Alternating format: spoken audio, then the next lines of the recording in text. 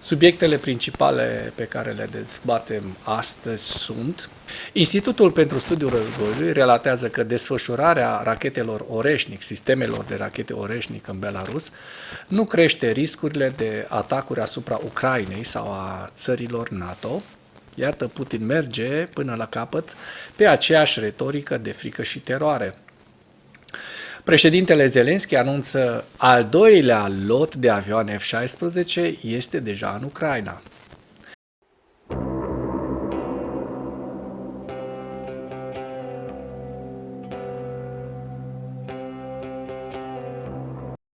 Potrivit statului major al Forțelor Armate ale Ucrainei, în dimineața zilei de 7 decembrie 2024, pierderile totale în lupta ale Rusiei de la începutul invaziei neprovocate asupra Ucrainei se ridică la aproximativ 751.910 militari.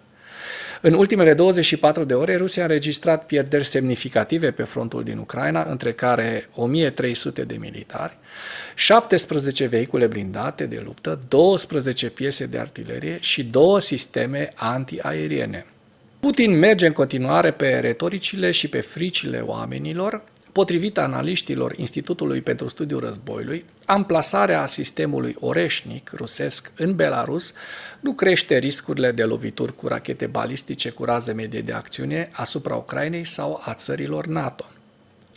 Kremlinul continuă să-și avanseze eforturile strategice de anexare de facto a Belarusului și de a extinde în continuare prezența militară rusă în Belarus în cadrul Uniunii pe care o are Rusia-Belarus.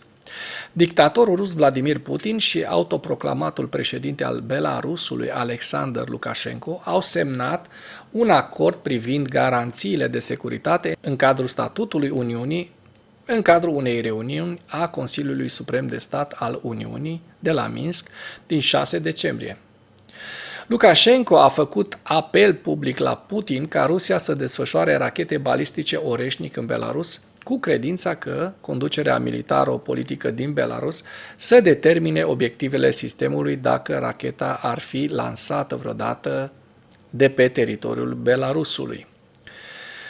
Putin a răspuns la cererea lui Lukashenko spunând că Rusia ar putea desfășura sisteme Oreșnic în Belarus până la jumătatea anului 2025.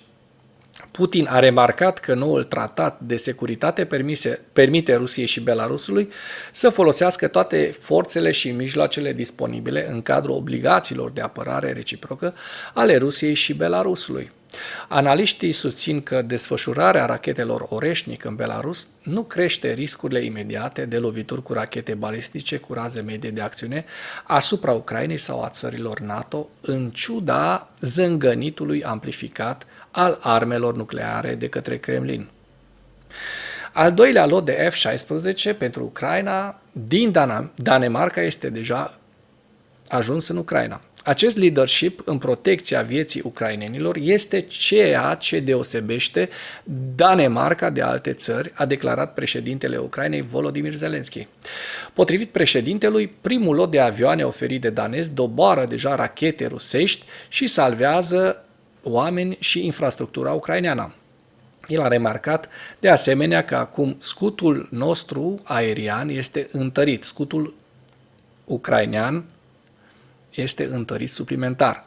Dacă toți partenerii ar fi fost atât de hotărâți, ar fi fost posibil ca teroarea rusă să fie imposibilă. Matt, mulțumesc ție, echipei tale și tuturor danezilor, a subliniat șeful statului. Așadar, mai sunt și vești bune din Ucraina.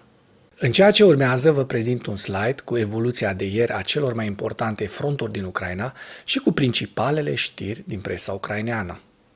Hărțile sunt creația Institutului pentru Studiul Războiului.